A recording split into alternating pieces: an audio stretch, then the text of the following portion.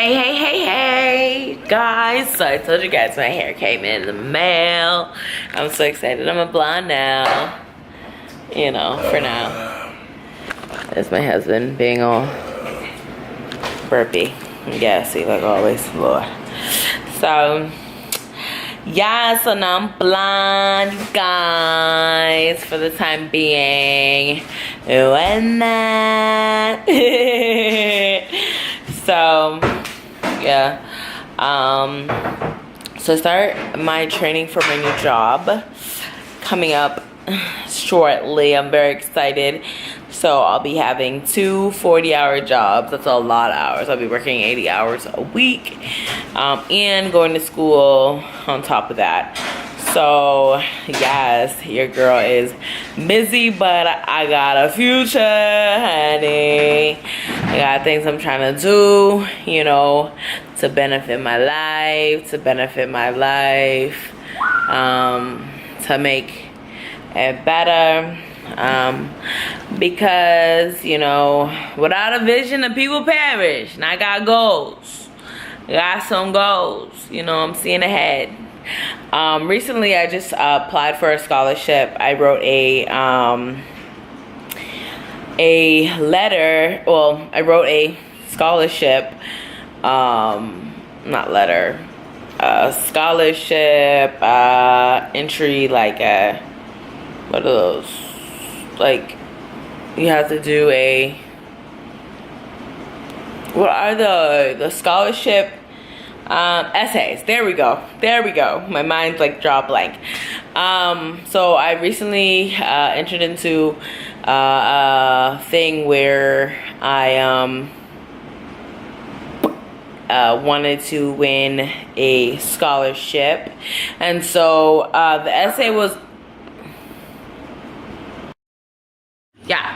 So I entered to get a scholarship, and so you had to write a paper, an essay on recovery, because it's a scholarship through a rehab program in which they help people recover from some type of an addiction.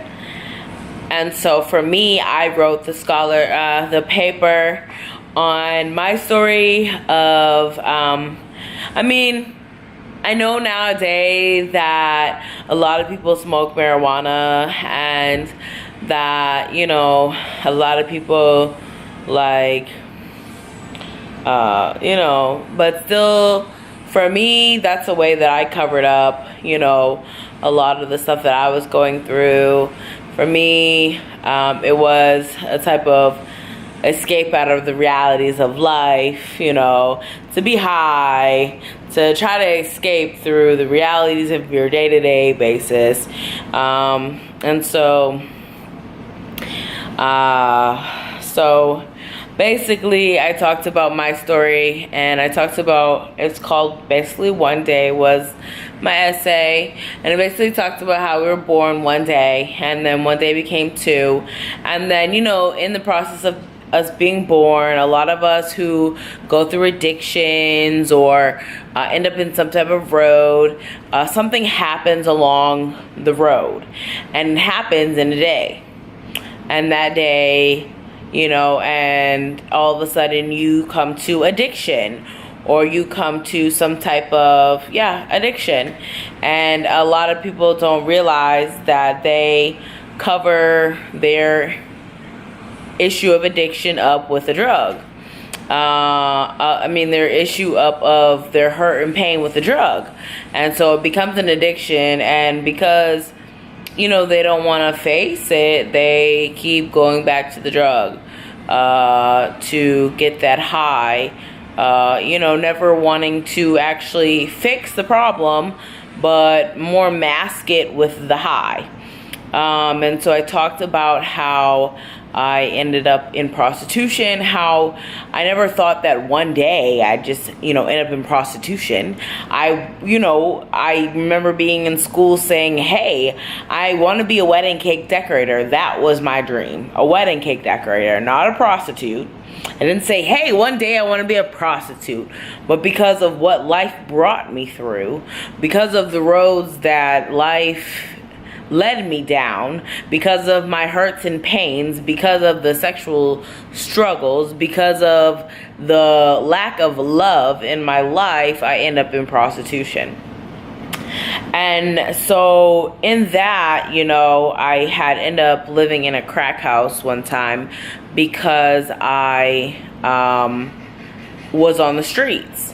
And though I did not do the crack, I watched the addiction of, you know, here you are, you've probably been through some type of rape as a child, or some type of molestation as a child, or some type of physical abuse, because a lot of people who end up in prostitution are either abused, have some type of unloving type of home, molested, or in some type of rape, and they end up down these roads. They don't just wake up and say, hey, I want to be a prostitute. No, it usually doesn't happen like that.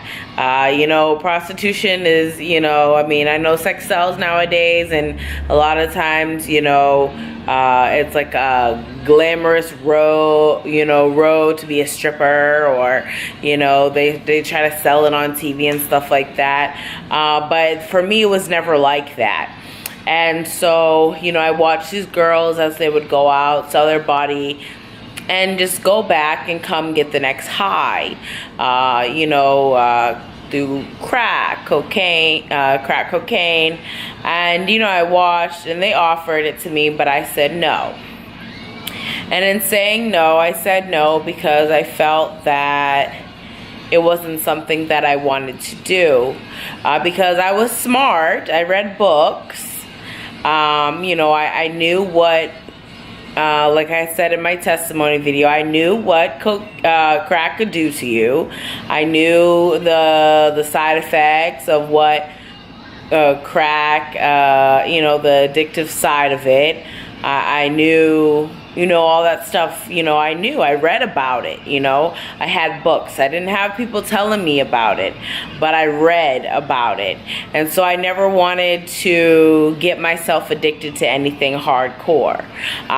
For me, my choice drug was marijuana.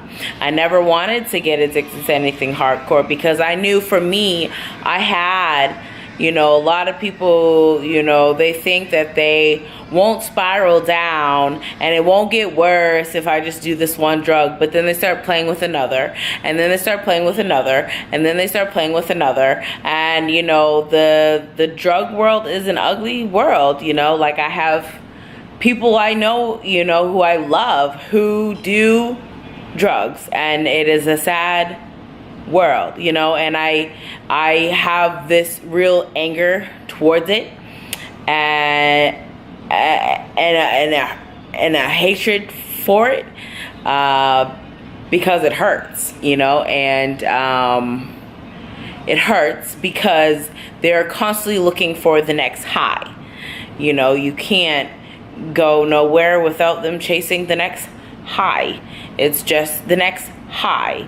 It's not, hey, you don't want to hang out? No, it's hang out and hold on, I gotta catch my next high. Okay, now pause. All right, getting my high. Okay, now we can do something.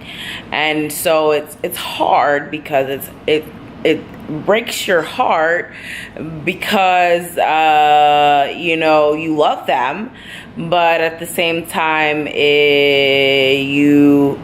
you still have to, I mean, some people choose not to love them, but it's like you love them, but sometimes you just wish you could get just a sober day. And sometimes there is never a sober day. There's always the next high, you know, and so it's hard. And so I wrote my essay about it, you know, and I just talked about how one day I woke up and I said, I don't want this no more. I want to live a sober life, because someone told me I was an embarrassment, and I was. I was an embarrassment. I'm not even gonna say that I wasn't. I was, you know. I was a joke. Everything about my life back then was a joke. I was a joke.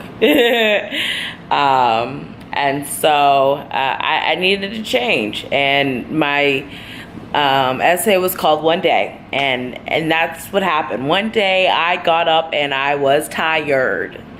I was tired. I didn't want to mask my pain anymore. I wanted to face it. Face that this is what happened to me and I need to change my life. Face that this is the horrible person that I am. I need to change my life. Face that I'm not doing nothing with my life except for I was getting up. I couldn't keep a stable job, and all I wanted to do was get up, go, get high, and have sex.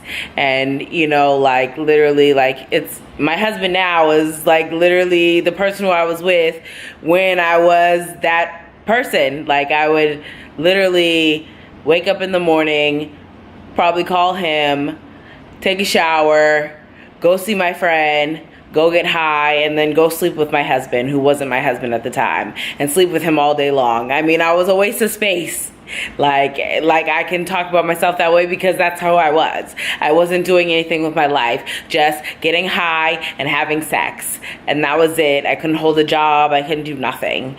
Like, I was just like, you know, like that's for me. I'm not even talking about other people. I'm talking about myself as a person of who I was, you know.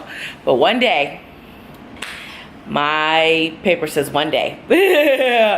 One day I woke up and I decided that I was done. And so, like I said earlier, next week I start my new job orientation, and I had just started a new job previously, so now I have 2 jobs, and I will be going to school at the same time. And I'm going to school for criminal justice and trying to get my master's in addiction and recovery counseling.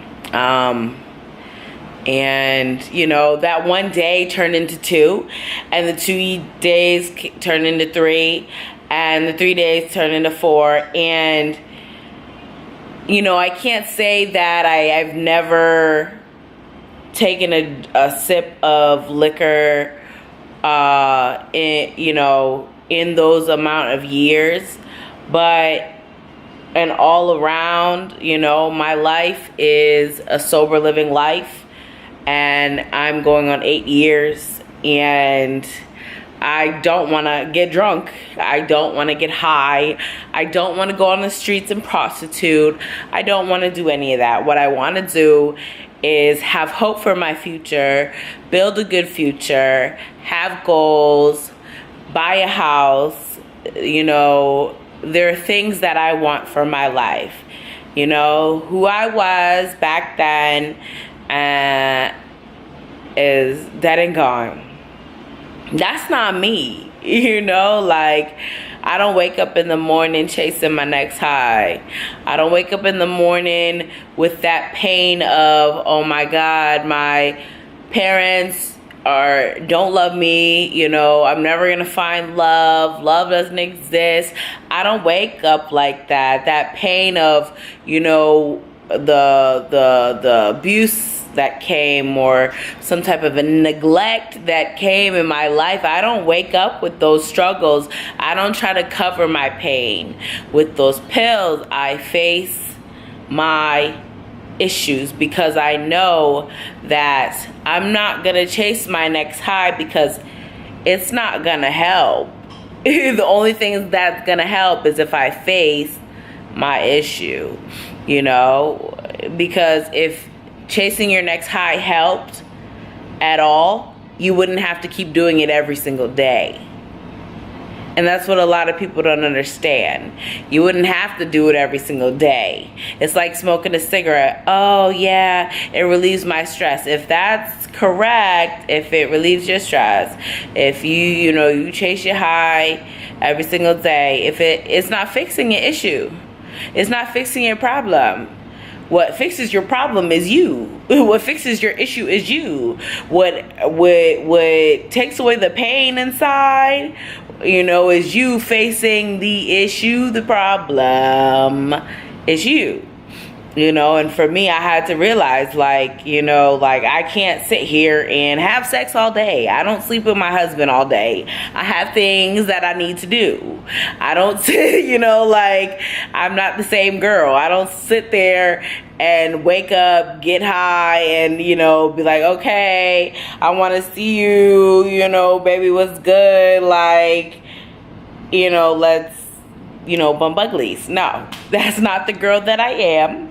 That's old Jasmine. You know, the girl who is full with all that pain and hate and anger because I thought the world owed me something because my parents didn't want to love me. The world didn't owe me nothing, okay? I had to face my realities of life and realize that even though those pains and aches happen one day, I can change my life today and make a better reality for my future. But it don't happen if you don't change your today. Okay, so that one day I could say, like, right now, if I was me years ago, I woke up one day and I say, you know what, Jasmine, I think I'm gonna go to college and change my life. And look, this is who I am now. Just because of one day I made a decision to change, and that's all it is, you know. And so I'm thankful and I'm happy and I love me because I believe that even though I am not perfect, I am a much better person than I used to be. You know, I'm well-rounded. You know, I cook, I clean, I do all that good stuff. You know, I handle my business, I take care of my responsibilities. You know, I believe that I have turned out to be something because I decided to make some changes in my life, and I'm proud of myself, you know, and I don't ever care if anybody else is not proud of me or if I don't get no kudos. Because one day, and so I'm gonna continue on and taking it day by day to make changes so that I can have a better future. Because one day I'm gonna be sitting up in my own house that I purchased with some beautiful children that I made, being a wonderful mother and a faithful wife, because I'm not out in the world being a prostitute and chasing my next high, because I decided to make some changes for me. And so, yeah. It makes me want to cry, but tears of joy, because it's some powerful stuff, you know. And so because I made those changes, I'm motivated to open up a rehab one day for prostitutes to get their life together. Because I believe that anybody can have a second chance at life. And it don't matter how old you are, how young you are, what you done, what you've been through. If you want to change your life and become something else, you can create it today. Today is the day. One day. All right, y'all. I'm gonna go and probably just relax, because I don't really relax a lot, because I'm always trying to do something. I did all my blogging this morning, did all my homework this morning, and I took care of all my work that I needed to take care of. So tomorrow's a new day, and I'll get on doing the next bit that I need to do. But I love you, I love you, I love you. Until we meet again, God bless. Peace.